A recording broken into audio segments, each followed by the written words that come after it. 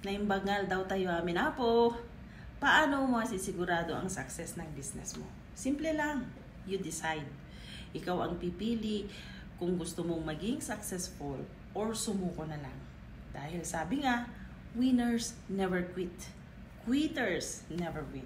So ngayon pa lang, tanungin mo sarili mo, gusto mo bang manalo o sumuko? Yes, we cannot always predict kung gaano katagal bago mo maabot ang pangarap mo. Pero tandaan mo, there are shortcuts kung marunong kang humanap ng tamang guidance. Find a mentor.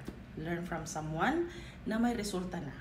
Hindi mo kailangan dapat daanan lahat ang hirap at matuto.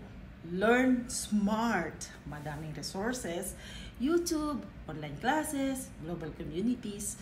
Pero piliin mo ang tama. Don't stop learning. Don't stop moving. Kasama dyan ang dasal. Pray hard. Work hard.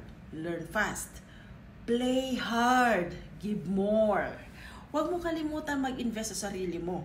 Time, effort, kahit reward. Alamin mo kung anong klaseng buhay ang gusto mong marating. Kapit lang kung bakit mo ito sinimulan. Change your strategy if you must.